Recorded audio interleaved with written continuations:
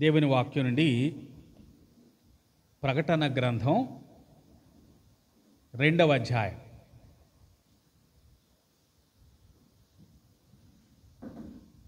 4-5 వచనాలు చదువుకుందాం. ప్రకటన గ్రంథం 2వ అధ్యాయం 4-5 వచనాలు చదువుకుందాం.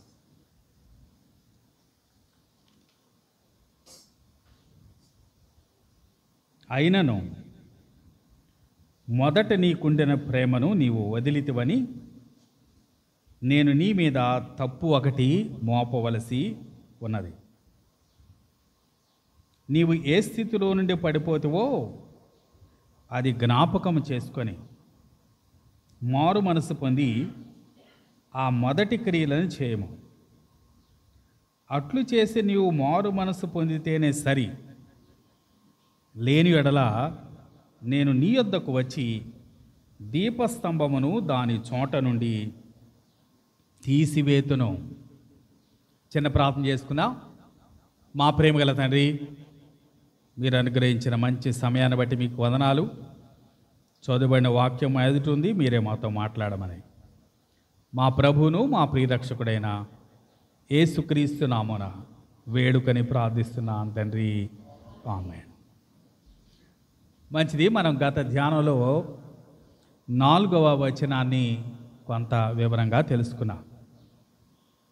మొదట నీకుండిన ప్రేమ నీవు వదిలితివి, నీ మీద తప్పు ఒకటి మోపవలసి ఉన్నది అని ఎఫెసు సంఘానికి రాసిన మాటలు మనం చదువుకున్నాం. మన మొదటి ప్రేమను మనం నిలబెట్టుకోవాలంటే ఏం చేయాలో గత ధ్యానంలో మనం చూసాం. పరమగీతం గ్రంథంలో ఉన్న కొన్ని వచనాల ఆధారంగా మనం మొదటి ప్రేమ నిలబెట్టుకోవటానికి, రిటైన్ చేసుకోవటానికి ఏం చేయాలో ఆ సంగతులు మనం ధ్యానం చేశాం. అలాగే మొదటి ప్రేమ వదిలినప్పుడు ఏం చేయాలో కూడా మనం చెప్పుకున్నాం. మారు మనస్సు పొందాలా కదా, మారు మనస్సు పొందాలి. మొదటి క్రియలు మళ్ళా చేయాలి అని కూడా మనం గత ధ్యానంలో తెలుసుకున్నాం. అదే మాటలు మనం 5వ వచనంలో ఈ దినం మనం జ్ఞాపకం చేసుకోబోతా ఉన్నాం. ఇక్కడ ఎఫెసు సంఘానికి చాలా గట్టి హెచ్చరిక ఇస్తా ఉన్నాడు. నీవు మారు మనస్సు నొందితేనే సరి, లేని ఎడల నేను నీ యొద్దకు వచ్చి నీ దీపస్తంభమును దాని చోట నుండి తీసివేతును. చాలా కఠినమైన మాట ఎఫెసు సంఘానికి పరిశుద్ధాత్ముడు రాస్తూ ఉన్నాడు. నీ దీపస్తంభం అంటే అర్థం ఏంటి? దీపస్తంభం అంటే సంఘమే కదా. సంఘానికి చాలా పదాలు, చాలా ఫిగర్స్ ఆఫ్ స్పీచ్ ఉపయోగించబడ్డాయి. మీకు తెలిసినవి కొంచెం చెప్పండి. ఏమేమి పిలవచ్చు మన సంఘాన్ని? పెండ్లి కుమార్తె, వెరీ గుడ్, రైట్. ఇంకా పవిత్రురాలైన కన్యక, ఒక్కడే పురుషునికి ప్రదానం చేయబడిన కన్యక అని మనం 2వ కొరింథీలో చదువుతాం కదా. ఇంకా ఏమని పిలవచ్చు మనం? మన ప్రభు అయిన యేసుక్రీస్తు శరీరం అని కూడా మనం చెప్పుకుంటాం. ఎక్కువగా అది సార్వత్రిక సంఘానికి ఉపయోగించబడింది, అది స్థానిక సంఘానికి కూడా మనం దాన్ని ఉపయోగించవచ్చు. అలాగే కొరింథీ మొదటి పత్రికలో 3వ అధ్యాయంలో చాలా పదాలు ఉపయోగించబడ్డాయి. దేవుని వ్యవసాయం అన్నాడు కదా, 3వ అధ్యాయం 6వ వచనం, తర్వాత మీరు చదువుకోండి. దేవుని వ్యవసాయం అన్నాడు. అలాగే దేవుని గృహం అన్నాడు. అలాగే దేవుని ఆలయం అన్నాడు. ఇవన్నీ కూడా సంఘానికి పెట్టిన పేర్లు. మరో చోట అన్నాడు చిన్న మంద, భయపడకుడి అన్నాడు కదా. అక్కడ చిన్న మంద అంటే ఎవరు? సంఘమే కదా, లిటిల్ ఫ్లాక్, చిన్న మంద. ఇవన్నీ కూడా దేవుని తోట, అది కూడా సంఘానికి ఇవ్వబడిన పేరే. అంత మాత్రమే కాకుండా సంఘములో జరిగే విషయాలను బట్టి సంఘాన్ని మరొక రీతిగా కూడా చూడొచ్చు. మనం సంఘాన్ని ఓ బడిగా చూడొచ్చు, ఒక స్కూల్గా చూడొచ్చు. ఎందుకంటే ఇక్కడ మనం నేర్చుకుంటాం కాబట్టి. అలాగే సంఘాన్ని ఒక ఆసుపత్రిగా కూడా చూడొచ్చు. అన్ని గాయాలు ఇక్కడ మాన్పబడతాయి కాబట్టి. మంచి సమరయుడు ఆ కొట్టబడిన యూదుడిని తీసుకొని వెళ్ళి ఎక్కడుంచాడు? సత్రంలో ఉంచాడు కదా. ఆ సత్రం ఒక రీతిగా సంఘానికే సూచనగా ఉంది కాబట్టి సంఘానికి ఆయా పేర్లు చాలా ఉపయోగించబడ్డాయి. దాంట్లో ఇక్కడ మనం చదువుకున్న భాగంలో దీపస్తంభం అని సంఘాన్ని పిలుస్తూ ఉన్నాడు. దీపస్తంభం మీద ఏముంటాయి? దీపస్తంభం మీద దీపాలు ఉంటాయి కదా. దీపాలన్నీ అమర్చుంచేదే దీపస్తంభం. మరి దీపాలు ఎవరు? విశ్వాసులందరూ దీపాలే కదా. మత్తయి సువార్త 5వ అధ్యాయం 14 నుండి 16 వరకు చూద్దాం. చూడండి, మత్తయి సువార్త 5వ అధ్యాయం 14 నుండి 16వ వచనం వరకు. మీరు లోకమునకు వెలుగై ఉన్నారు. కొండ మీద నుండి పట్టడము మరుగై ఉండనేరదు. మనుషులు దీపం వెలిగించి కొంచెము క్రింద పెట్టరు, కానీ అది ఇంట నుండి వారికి అందరికీ వెలిగించుటకై దీపస్తంభం మీదనే పెట్టుదురు కదా. ఇక్కడ 2 మాటలు ఉపయోగించాడు కదా. ఒకటి దీపం అని ఉపయోగించాడు, అలాగే దీపస్తంభం అని ఉపయోగించాడు. మరో పదం కూడా ఉపయోగించాడు కదా, పట్టణం అనే పదం కూడా ఉపయోగించాడు. పట్టణం, మీరు లోకమునకు వెలుగై ఉన్నారు అని అంటున్నాడు. కొండ మీద నుండి పట్టణము మరుగై ఉండనేరదు. మనుష్యులు దీపం వెలిగించి కొంచెం మీద పెట్టరు, కానీ అది ఇంటి నుండి వారికి అందరికీ వెలిగించుటకై దీపస్తంభం మీదనే పెట్టుదురు అంటున్నాడు. అంటే ఒక్కొక్క దీపం విశ్వాసిని సూచిస్తూ ఉంది. దీపస్తంభం అంటే సంఘాన్ని సూచిస్తూ ఉంది. అలాగే పట్టణం అనేది కూడా ఏం సూచిస్తుంది? సంఘాన్ని సూచిస్తుంది కదా. రాత్రిపూట మనం ప్రయాణం చేస్తూ ఉన్నాం అనుకోండి, బస్సులో వెళ్తూ ఉన్నాం, అంత చీకటిగా ఉంది. ఓ పెద్ద పట్టణం వస్తుందని ఎలా తెలుసుకుంటాం మనం? లైట్లు కనిపిస్తాయి కదా. ఎక్కడ లైట్లు ఎక్కువగా కనిపిస్తున్నాయో అదే పెద్ద పట్టణం అన్నమాట. కాబట్టి ఎక్కడ దీపాలు ఎక్కువ కనిపిస్తాయో అదే పట్టణం. కాబట్టి విశ్వాసులు ఎక్కడ కనిపిస్తారో దాన్ని ఏమనొచ్చు? పట్టణం అనొచ్చు. కాబట్టి ఓ సంఘం అనేది ఓ పట్టణం, అలాగే సంఘం అనేది ఒక దీపస్తంభం అని మనం చూస్తూ ఉన్నాం. దాంట్లో మనం ఒక్కొక్కరు దీపాలు మనం ఏం చేయాలా?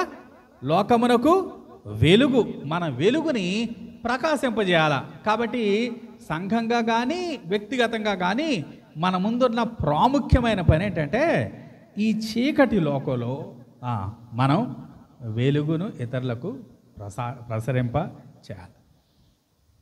ఆ వెలుగు దేవుని వాక్యం ద్వారా కావచ్చు.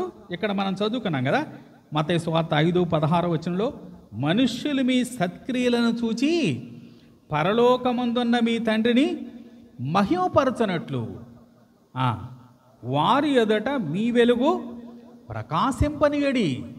మన సత్క్రియలే ఓ వెలుగుగా ప్రకాశింపజేయచ్చు. అలాగే మనం ప్రకటించే వాక్యమే ఓ వెలుగుగా ఇతరులకు ప్రసరింప చేయొచ్చు. లోకమంతా అంధకారంలో ఉంది, మనం మాత్రమే వెలుగు కలిగి ఉన్నాం. కాబట్టి లోకానికి వెలుగు చూపించాల్సింది ఎవరన్నమాట? మనమే కదా. నిజానికి మనం కూడా ఎంతమంది ఎక్కడున్నాం?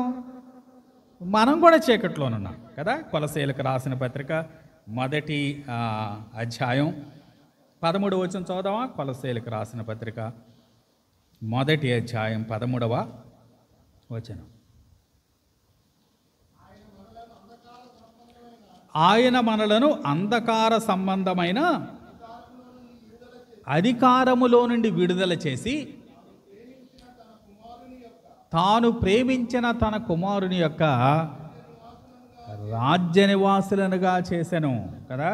అంధకారములో నుండి మనల్ని విడిపించి ఏం చేశాడట, ఆయన కుమారుని రాజ్య నివాసులుగా చేశాడు.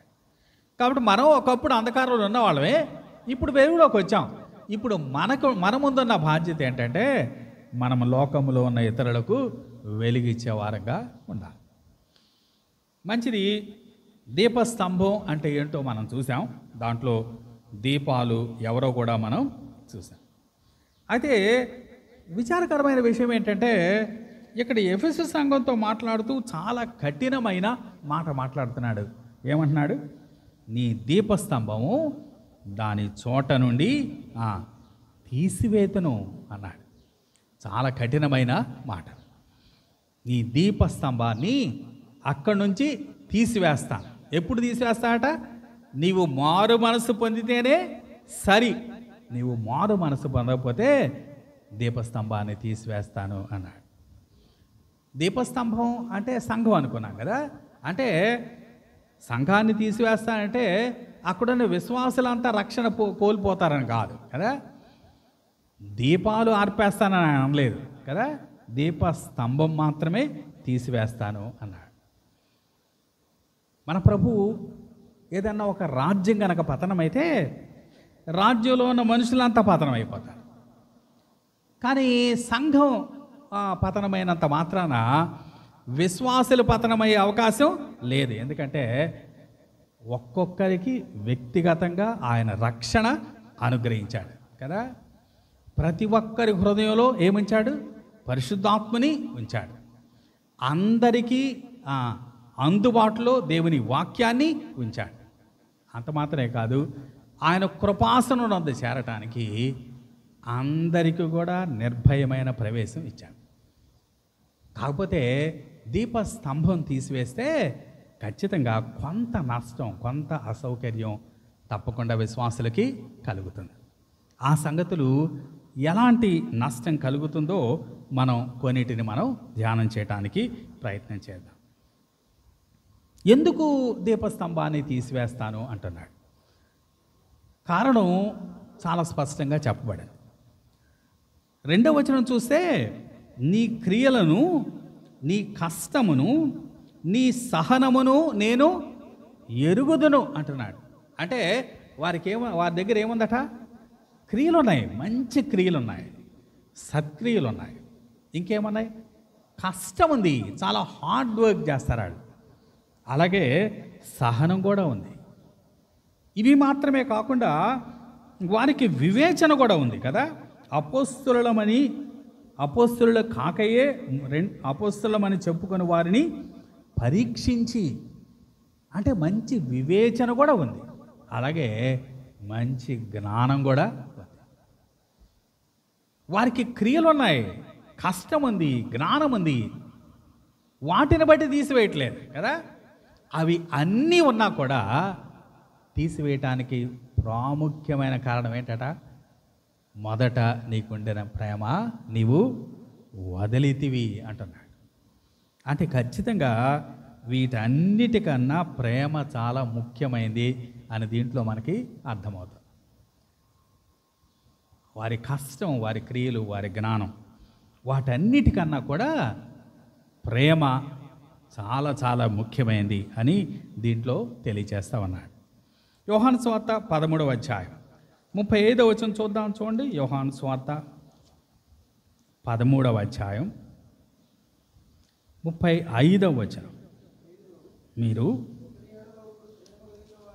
ఒకని ఎడల ఒకరు ప్రేమ కలిగిన వారైన ఎడల దీన్ని బట్టి మీరు నా శిష్యులని అందరూ తెలుసుకొందురను. అందరూ శిష్యులు అని తెలుసుకోవాలంటే, పలాని వారు ప్రభు శిష్యులు అని తెలుసుకోవాలంటే ఏం కావాలట? మీరు ఒకరినొకరు ప్రేమ గలవారైతే. కాబట్టి ప్రభు శిష్యులు అని మనుషులందరూ తెలుసుకోవాలంటే the only identification mark is loving one another కదా. ప్రభు శిష్యులు అని మనల్ని అందరూ తెలుసుకోవాలంటే మనకున్న దైవికమైన జ్ఞానం కన్నా, మనకున్న దైవికమైన భక్తి కన్నా, మనకున్న దైవికమైన క్రియల కన్నా మనుషులందరికీ కనిపించేది, లేకపోతే మనుషులందరికీ సాక్ష్యం ఇచ్చేది ఏంటంటే మనం ఒకరినొకరు ప్రేమించేది. ఎందుకు మనం ఒకరినొకరు ప్రేమించాలి? ఆయన మనల్ని ప్రేమించాడు కాబట్టి మనం ఒకరినొకరు ప్రేమించాలి. ప్రభువుకి మనకి మధ్య ఉన్న ప్రేమ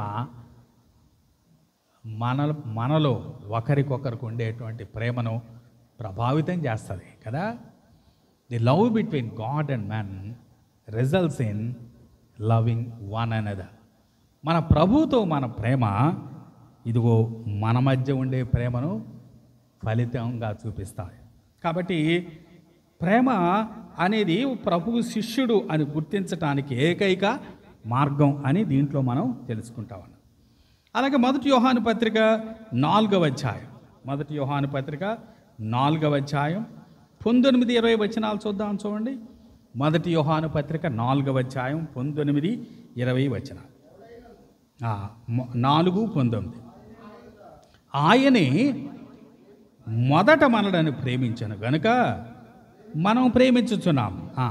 ఎవడైనను నేను దేవుని ప్రేమించుచున్నానని చెప్పి తన సహోదరుని ద్వేషించినడలా అతడు అబద్ధికుడగును. తాను చూచిన తన సహోదరుని ప్రేమింపనివాడు తాను చూడని దేవుని ప్రేమింపలేడు. నేను దేవుని ప్రేమించుచున్నాను అని చెప్పి తన సహోదరుని గనక ద్వేషిస్తాట ఏమవుతాడట? అతడు అబద్ధికుడు అవుతాడట. అతడు అబద్ధికుడు అవుతాడు. కామన్ సెన్స్ చెప్తా ఉన్నాడు కదా. తాను చూచిన తన సహోదరుని ప్రేమింపనివాడు తాను చూడని దేవుని ప్రేమింపలేడు కదా. మనం దేవుని ఎంతగా ప్రేమిస్తున్నాము అని మనం మనుషులకు తెలియచేయాలంటే మనము ఒకరినొకరు ఎంత ప్రేమిస్తే అంతగా మనం దేవుని ప్రేమిస్తున్నాము అని అర్థం. 21వ వచనం చూద్దాం. దేవుని ప్రేమించువాడు తన సహోదరుని కూడా ప్రేమింపవలనను ఆజ్ఞను మనం ఆయన వలన పొంది ఉన్నాము.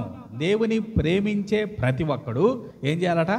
తన సహోదరులను ప్రేమించాలి అని ఆజ్ఞ పొందాము అంటున్నాడు.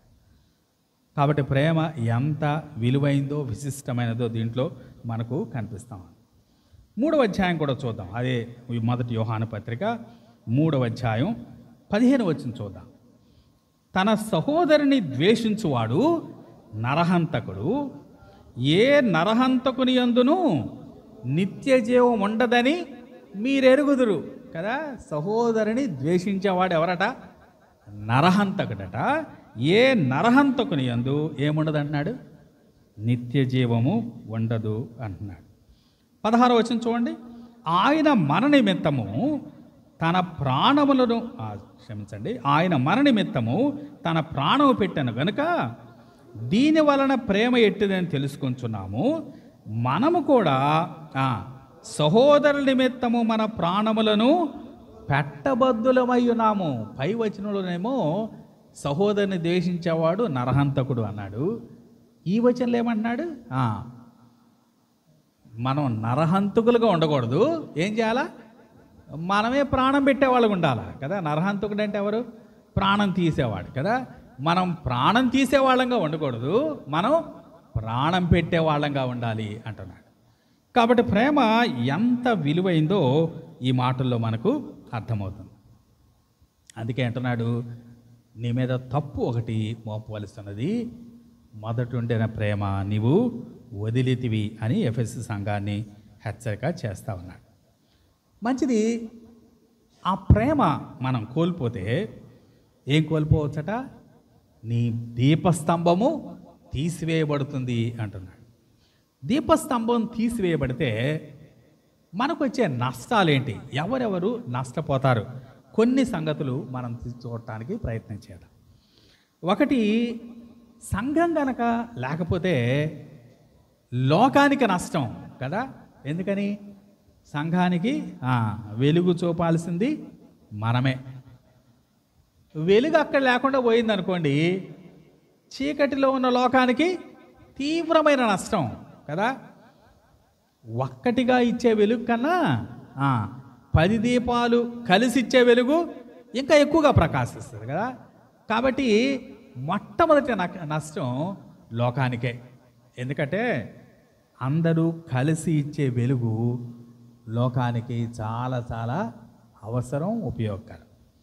లేవీకాండం 26వ అధ్యాయం 8వ వచనం చూద్దాం. చూడండి, లేవీకాండం 26వ అధ్యాయం 8వ వచనం.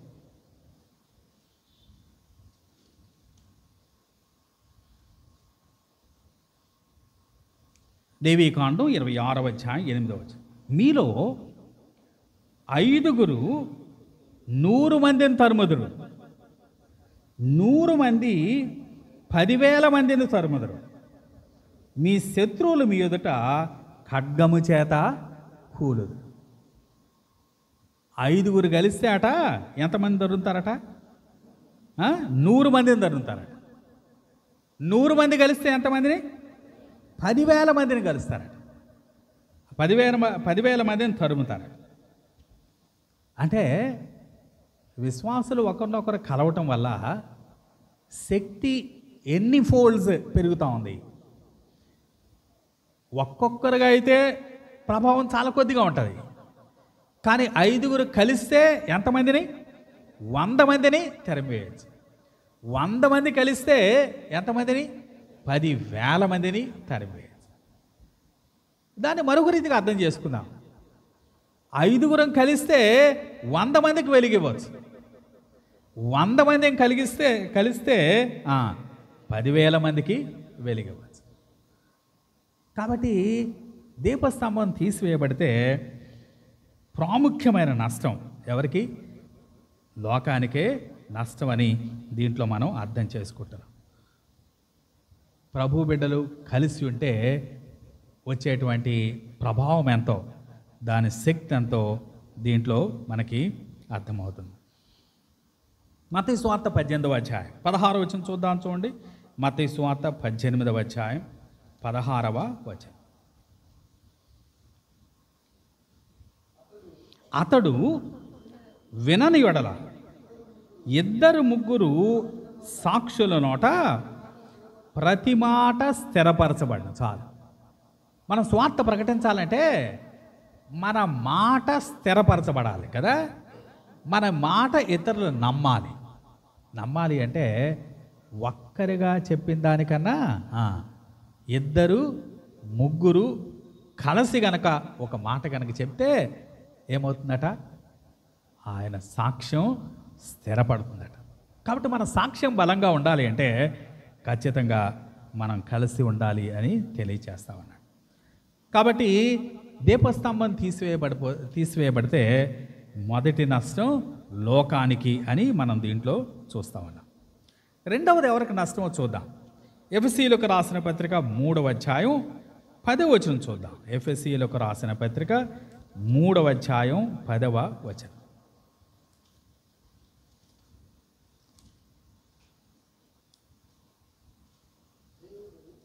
చాలా పెద్ద వచనం కదా, నేను చదువుతాను. దేవుడు మన ప్రభు అయిన క్రీస్తు యేసునందు చేసిన నిత్య సంకల్పము చొప్పున పరలోకములో ప్రధానులకును అధికారులకును సంఘము ద్వారా తన యొక్క నానా విధమైన జ్ఞానము ఇప్పుడు తెలియబడవలనని ఉద్దేశించి. ఎవరికట? పరలోకములో ప్రధానులకు అధికారులకు సంఘము ద్వారా తన యొక్క నానా విధమైన జ్ఞానము ఇప్పుడు తెలియబడవలనని ఉద్దేశించి. ఏంటంట దేవుని ఉద్దేశం? పరలోకములో ప్రధానులు, అధికారులు, లేకపోతే మనకు తెలిసిన భాషలో చెప్పాలంటే దేవదూతలు కదా. దూతలకి నానా విధమైన జ్ఞానం ఎక్కడి నుంచి వెళ్ళాలట? సంఘం నుంచి వెళ్ళాలట కదా. నానా విధమైన జ్ఞానం దూతలకు లేదు. నానా విధమైన జ్ఞానం వారు పొందాలంటే ఎక్కడి నుంచి పొందాలా? సంఘము నుండే కదా. మ్యానిఫోల్డ్ విజ్డమ్ అది సంఘము నుండి దేవదూతలకు వెళ్ళాలి. దాని కొరకు దేవదూతలు ఏం చేస్తూ ఉంటారు? కంటిన్యూస్గా సంఘం వైపు చూస్తూ ఉంటారు కదా. ఆ జ్ఞానం కొరకు, ఆ జ్ఞానాన్ని గ్రహించడం కొరకు దేవదూతలు మన వైపు చూస్తూ ఉంటారు. కాబట్టి రెండవ ప్రధాన నష్టం ఎవరికనమాట? ఎవరికి? దేవదూతలకే కదా. ఎందుకంటే వారు సంఘం వైపు చూస్తున్నారు. నానా విధమైన జ్ఞానం తెలుసుకోవటం కొరకు, దేవుని యొక్క ఉద్దేశాలు తెలుసుకోవటం కొరకు, దేవుని సంకల్పాలు తెలుసుకోవటం కొరకు వారు మన వైపు చూస్తూ ఉన్నారు. అంటే దేవదూతలు ఎప్పుడు ఏం చేస్తూ ఉంటారన్నమాట? సంఘం వైపే చూస్తూ ఉంటారు. మరొక వచనం చదవా, 1 కొరింథీ 4వ అధ్యాయం 9వ వచనం. 1 కొరింథీ 4వ అధ్యాయం 9వ వచనం. మరణదండన విధింపబడిన వారమైనట్టు దేవుడు అపోస్తులమైన మమ్మును అందరికంటే కడపట ఉంచి ఉన్నాడని నాకు తోచుతున్నది. మేము లోకమునకును దేవదూతలకును మనుష్యులకును వేడుకగా ఉన్నాము. అపోస్తలుడు అంటున్నాడు, మేము ముగ్గురికి వేడుకగా ఉన్నాం అంటున్నాడు. ఎవరట? దేవదూతలకి, లోకానికి, మనుష్యులకి వేడుకగా ఉన్నాం అంటున్నాడు. అంటే సంఘాన్ని ఎవరెవరు చూస్తూ ఉన్నారన్నమాట? ముగ్గురు చూస్తూ ఉన్నారు. మనుషులంతా చూస్తూ ఉన్నారు, లోకం చూస్తూ ఉంది, అలాగే దేవదూతలు కూడా చూస్తూ ఉన్నారు. అంటే సంఘంలో ఏం జరుగుతుందో బయట వాళ్ళకి ఎవరికీ తెలియలే అనుకోవటానికి లేదు. We are under recognizance 24/7. ఎప్పుడు కూడా దేవదూతలు చూస్తూ ఉన్నారు. వారి మేలు కొరకు, వారి ఆశీర్వాదం కొరకు చూస్తున్నారు. కానీ అదే సమయంలో మనలో జరిగే వాటిని కూడా వాళ్ళు ఏం చేస్తారు? పరిశీలన చేస్తారు. అందుకంటున్నాడు, మనుషులకి మేము వేడుకైపోయాం, దేవదూతలకు కూడా వేడుకైపోయాం అంటున్నాడు అపోస్తలుడైన పౌలు. కాబట్టి దీపస్తంభం తీసివేయబడితే రెండవ ప్రధానమైన నష్టం ఎవరికి? దేవదూతలకి. ఒకటి లోకానికి నష్టం, రెండవది దేవదూతలకి నష్టం. మూడవది విశ్వాసులందరికీ నష్టం కదా. దేవుని వాక్యంలో మీరు 1 కొరింథీ పత్రిక నుంచి ప్రకటన గ్రంథం వరకు చూస్తే ఒకరికొకరు అనే మాట 33 సార్లు కనిపిస్తారు. ఒకరికొకరు కదా, వన్ టు ది అదర్. ఒకరికొకరు చేసే పరిచర్య, ఈ మినిస్ట్రీ 33 సార్లు చెప్పబడింది. అంటే దీపస్తంభం తీసివేయబడితే ఈ పరిచర్య మనుషులకి అందదు కదా.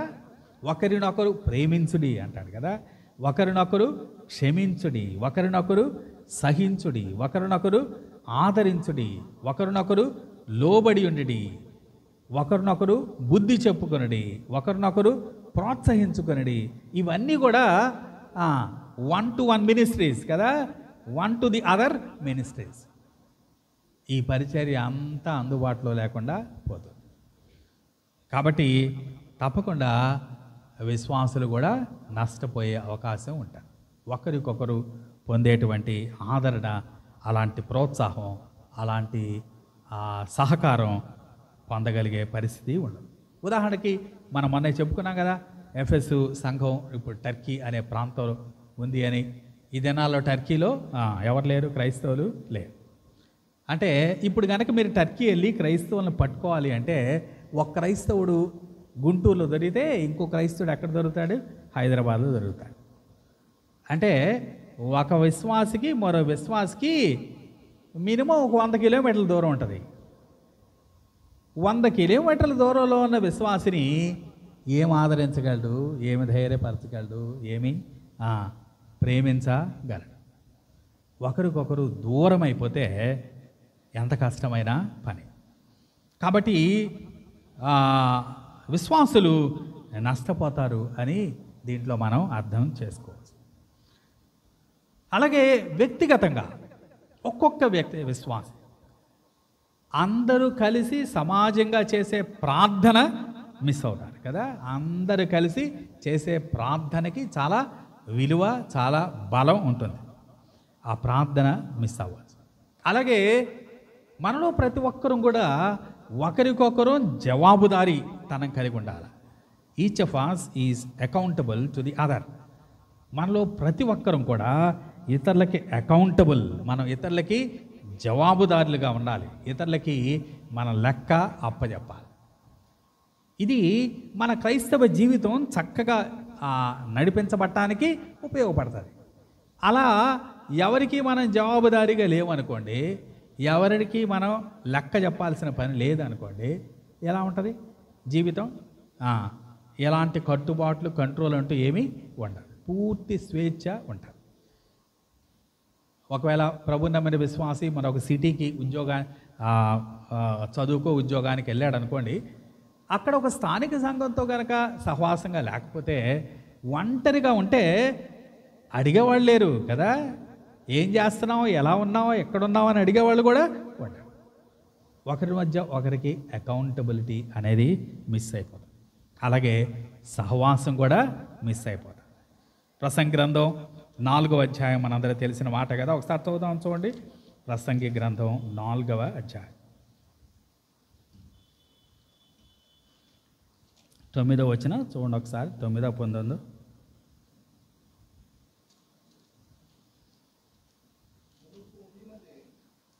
ప్రసంగి గ్రంథం 4వ అధ్యాయం 9వ వచనం. ఇద్దరి కష్టము చేత ఉభయులకు మంచి ఫలము కలుగును గనక ఒంటిగాడై ఉండేట కంటే ఇద్దరు కూడి ఉండుట మేలు. వారు పడిపోయినను ఒకడు తన తోడి వారిని లేవనెత్తును. అయితే ఒంటరిగాడు పడిపోయిన ఎడల వానికి శ్రమయే కలుగు. వాని లేవనెత్తువాడు లేకపోవును. ఇద్దరు కలిసి పండుకొని ఎడల వారికి వెట్ట కలుగును. ఒంటరిగానికి వెట్ట ఎలాగు పుట్టును? ఒంటరి ఒకరి మీద మరి ఒకడు పడిన ఎడల ఇద్దరు కూడి వాని ఎదిరింపగలరు. 3 పేటల తాడు త్వరగా తెగిపోదు కదా. ఇద్దరి కష్టం ఉభయులకి మంచి ఫలం ఇస్తుంది. అలాగే ఒకడు పడిపోతే మరొకడు లేపుతాడు. ఇద్దరు కలిసి పండుకుంటే ఒకరికొకరు వెట్ట కలుగుతున్నారు. ఒంటరి ఒకరి మీద మరి ఒకడు పడితే ఇద్దరు కూడి వానిని ఎదిరించవచ్చు కదా. కాబట్టి సహవాసంలో ఉండే ఈ ప్రయోజనం మిస్ అయ్యే అవకాశం ఉంటుంది. కాబట్టి లోకానికి నష్టం, దేవదూతలకు నష్టం, అలాగే విశ్వాసులకి నష్టం. అదే సమయంలో దేవునికి కూడా నష్టం కదా. సంఘం అనేది దేవుని దివ్యమైన ప్రణాళికలో ఉన్నది. ఆ ప్రణాళిక చక్కగా కొనసాగకపోతే ఖచ్చితంగా దేవుడు సంతోషింపలేడు. నిజానికి సంఘం అనేది ఉన్నది, లేకపోతే పాత నిబంధనలో ఇశ్రాయేలీయులు ఉన్నది. ఎందుకంటే ఆయన కొరకు, ఆయన నామం కొరకు, ఆయన నామ మహిమ కొరకు. ఇశ్రాయేలు గురించి ఏమన్నాడో ఒక మాట చూద్దాం. చూడండి, యెహెజ్కేలు గ్రంథం 20వ అధ్యాయం 9వ వచనం చూద్దాం. యెహెజ్కేలు గ్రంథం 20వ అధ్యాయం 9వ వచనం. అయితే ఏ అన్యజనులట నన్ను నేను బయలుపరుచుకుంటేనో, ఏ అన్యజనుల మధ్య వారుండిరో ఆ అన్యజనులలో వారున్న అన్యజనులట వారికి నన్ను బయలుపరుచుకుంటుని నా నామమునకు దూషణ కలుగుకొనుటకై అలాగు చేయటమా అని ఆ జనులు చూచుచుండగా నా నామ ఘనత కొరకు నేను వారిని ఐగుప్తు దేశములో నుండి రప్పించి తిని. ఎందుకట ఐగుప్తు దేశం నుంచి రప్పించింది? మనందరం ఏమనుకుంటాం? ఇశ్రాయేలుల కోసం కదా. ఇశ్రాయేలీయులు పాపం దాస్యంలో మగ్గిపోతూ ఉన్నారు, వెట్టి చాకరి చేస్తూ ఉన్నారు. వారికి స్వేచ్ఛ లేదు, స్వాతంత్రం లేదు. వారికి దేవుడు వాగ్దానం చేసిన దేశం ఉండగా ఆ దేశంలో కాకుండా ఒక పరాయి దేశంలో వారు బానిసలుగా ఉన్నారు. వారిని విడిపించడం కోసం ఆయన ఐగుప్తు నుండి తీసుకొని వచ్చాడు అని మనం అనుకుంటాం. కానీ ఆయన ఏమంటున్నాడంటే, వారిని ఐగుప్తు నుండి ఎందుకు తీసుకొచ్చాడట? ఆ జనులు చూచుచుండగా నా నామఘనత కొరకు నేను వారిని ఐగుప్తు దేశంలో నుండి రప్పించి అరణ్యములోనికి తోడుకొని వచ్చి, ఎందుకట?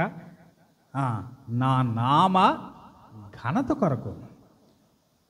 వారి మధ్యలో నా నామాన్ని ఘనపరచుకోవాలనుకున్నాను, అందుకు ఇశ్రాయేలుని తీసుకొని వచ్చాను. కాబట్టి ఇశ్రాయేలీలు ఐగుప్తు నుండి విడిపించబడితే కేవలం ఇశ్రాయేలీలు మాత్రమే బెనిఫిషరీస్ కాదు, కేవలం వారు మాత్రమే దీవించబడిన వారు కాదు. దాంట్లో దేవునికి కూడా ఒక మేలు ఉంది. ఏంటది? ఆయన నామం ఘనపరచబట్టకు తీసుకొని వచ్చాను. కాబట్టి ఇశ్రాయేలీలైనా సంఘమైనా దేని కొరకు ఆయన నడిపిస్తున్నాడు? ఆయన నామము కొరకే నడిపిస్తా ఉన్నాడు. 23వ కీర్తన 3వ వచనం చూద్దాం. చూడండి, 23వ కీర్తన 3వ వచనం.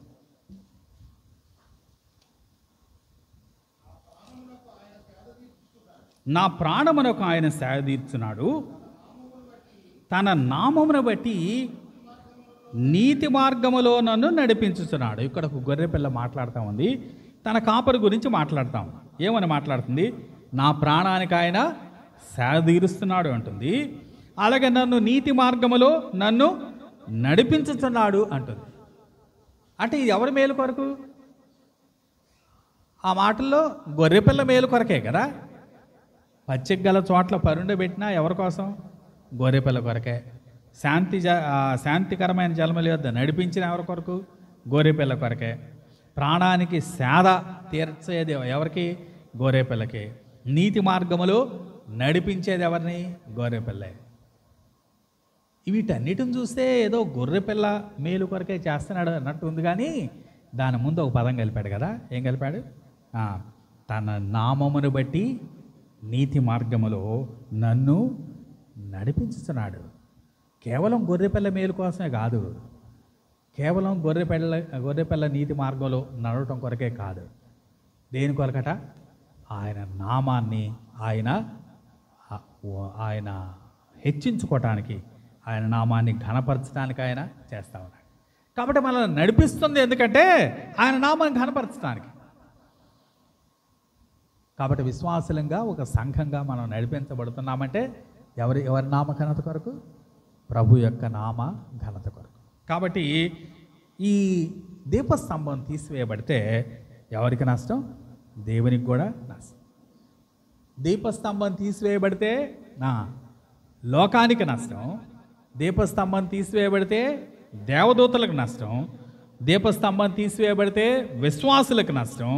దీపస్తంభం తీసివేయబడితే దేవునికి నష్టం. అందుకంటున్నాడు ఎఫెసీ సంఘంతో,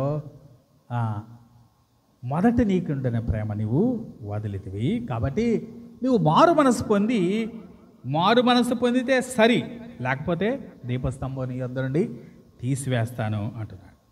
కాబట్టి సంఘానికి ఆయన ఇచ్చే హెచ్చరిక ఏంటంటే మారు మనస్సు పొందాలట. మారు మనస్సు పొందడం చాలా చాలా ప్రాముఖ్యమైన మాట. నిజానికి ప్రకటన గ్రంథం 2-3 అధ్యాయాల్లో మారు మనస్సు అనే మాట 8 సార్లు. మీరు జాగ్రత్తగా గమనిస్తే గమనించవచ్చు. మనం చూడండి, 2వ అధ్యాయం 5వ వచనం చూద్దాం. 2వ అధ్యాయం 5వ వచనంలో, నీవు ఏ స్థితిలో నుండి పడితువో అది జ్ఞాపకం చేసుకొని మారు మనసు పొంది ఆ మొదటి క్రియలను చేయము, అట్లు చేసి నీవు మారు మనసు పొందితేనే సరి. ఎన్నిసార్లు ఉందా దాంట్లో మారు మనసు అనే మాట? వచనంలో 2 సార్లు ఉంది కదా. ఓకే, 2వ అధ్యాయం 16వ వచనం చూడండి. 2వ అధ్యాయం 16వ వచనం, కావున మారు మనస్సు పొందుము కదా. చాలు. అలాగే 2వ అధ్యాయం 21వ వచనం చూద్దాం. 2వ అధ్యాయం 21వ వచనం, మారు మనస్సు పొందుటకు నేను దానికి సమయం ఇచ్చితని కానీ అది తన జారత్వం విడిచిపెట్టి మారు మనస్సు పొందనొల్లదు. ఎన్ని ఉన్నాయి ఆ వచనంలో? 2 సార్లు ఉన్నాయి కదా. తర్వాత వచనం కూడా చూద్దామా? 22వ వచనం, ఇదిగో నేను దాన్ని మంచం పట్టించి దానితో కూడా వ్యభిచరించువారు దాని క్రియల విషయమై మారు మనస్సు పొందితేనే కానీ వారిని బహుశ్రమల పాలు చేశాను. ఈ వచనంలో మరొక్కసారి మనకి మారు మనస్సు అనే మాట కనిపిస్తాం. 3వ అధ్యాయం 3వ వచనం చూడండి. 3వ అధ్యాయం 3వ వచనం, నీవు ఎలాగో ఉపదేశం పొందితువో ఎలాగ వింటివో జ్ఞాపకం చేసుకొని దాన్ని గైకొనుచు మారు మనస్సు పొందుము. 3వ అధ్యాయం 19వ వచనం. నేను ప్రేమించు వారందరినీ గద్దించి శిక్షించుతున్నాను కనుక నీవు ఆసక్తి కలిగి మారు మనస్సు పొందు. మొత్తం 8 సార్లు ఉంది కదా. ఎన్ని సంఘాలకు రాయబడింది 2 అధ్యాయాల్లో? 7 సంఘాలకు రాయబడింది.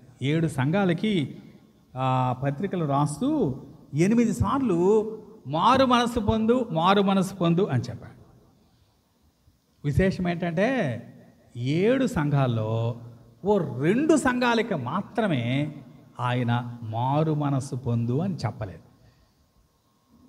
మిగిలిన 5 సంఘాలకి చెప్పాడు కానీ ఎవరు చెప్పలేదు?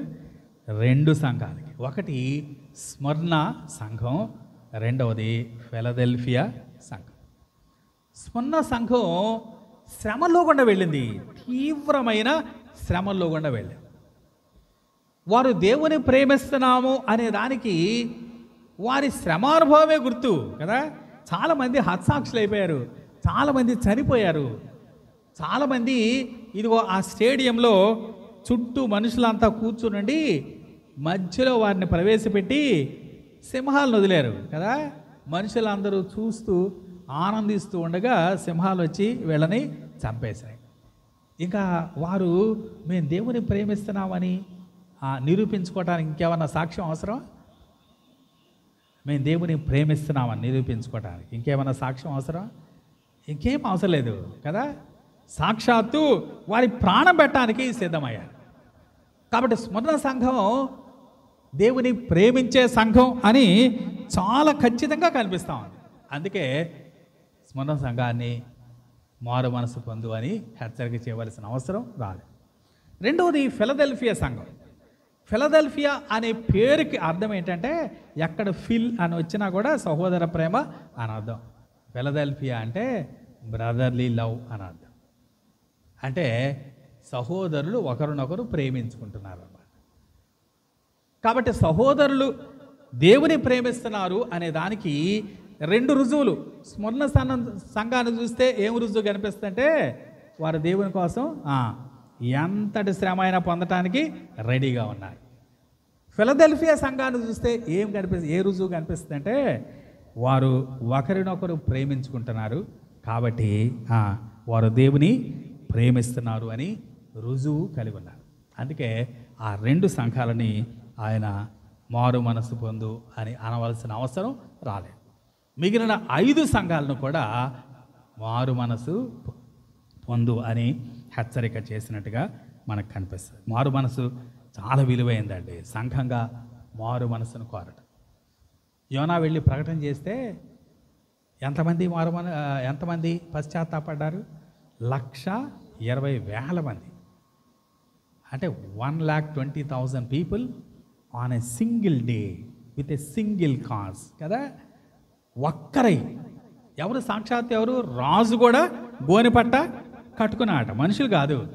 రాజే ఆజ్ఞ జారీ చేశాడు, మనమందరం కూడా గోనెపట్ట కట్టుకుందాం, మనమంతా పశ్చాత్తాపంతో మారు మనసు పొందామని రాజు ఆజ్ఞాపిస్తే ఫస్ట్ ఎవరు కట్టుకున్నారు? రాజు కట్టుకున్నాడు. రాజు సహితం గోనెపట్ట కట్టుకొని దేవుని ఎదుట పశ్చాత్తాపడి మారు మనసు పొంది దేవునికి మొరపెట్టారు. ఏం జరిగింది? 1,20,000 మంది ఆ రోజు రక్షింపబడ్డారు. అందరూ కలిసి ఒక్కటిగా మారు మనసు పొందిన గుంపుని మనం అక్కడ చూస్తూ ఉన్నాం.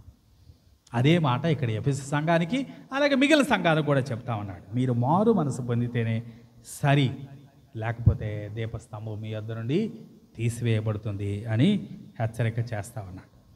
కాబట్టి ఒకరినొకరు ప్రేమించటం అనేది దేవుని దృష్టిలో ఎంత విలువైందో, దేవుని ప్రేమ, దేవుని మనం ప్రేమిస్తున్నాము అని మనం రుజువు చేసుకోవాలంటే ఏకైక మార్గం ఏంటి? ఒకరినొకరు ప్రేమించడం. లేకపోతే స్మరణ సంఘంలాగా ఏం చేయాలి? ప్రాణమన్నా పెట్టాలి. అది ఎటు చేయలేంగా మనం కదా. ఒకరినొకరు ప్రేమిస్తే మనం దేవుని ప్రేమిస్తున్నామని రుజువు చేసిన వారంగా అవుతాం. కాబట్టి ఈ మొదటి ప్రేమను నీవు వదిలితివి, నీవు మారు మనసు పొందు అని ఎఫెసు సంఘాన్ని హెచ్చరిక చేస్తూ ఉన్నాడు. మారు మనసు పొంది మేలు పొందాలని అప్పుడు ఇప్పుడు కూడా ఆయన విశ్వాసులను ఆయన హెచ్చరిక చేస్తూ ఉన్నాడు. దేవుడి మాటలు మన కొరకు దీవించిన గాక. చిన్న ప్రార్థన చేసుకుందాం. మా ప్రేమగల తండ్రి, ఈ మధ్యాహ్న కాలం మీరు మాకు అనుగ్రహించిన ఈ మంచి సమయాన్ని బట్టి మీకు వందనాలు స్తోత్రాలు చెల్లించుకున్నాం. ఎఫెసు సంఘానికి నాయన మీరు రాసిన మాటలు ప్రభా నాయన మీరు మా ముందు మీరు ఆయన స్పష్టం చేసిన దాన్ని బట్టి మీకు వందనాలు. మా మొదటి ప్రేమను మేము వదిలేవారంగా ఉండటానికి, వదలకుండా ఉండేవారంగా ఉండటానికి మీరే సహాయం చేయండి. చేరి వచ్చిన ఒక్కొక్కరిని మీరు దీవించమని, మీ దీవెనలతో పంపించమని మా ప్రభువును మా ప్రియరక్షకుడైన యేసుక్రీస్తు నామమున వేడుకొని ప్రార్థిస్తున్నాను తండ్రి. ఆమేన్.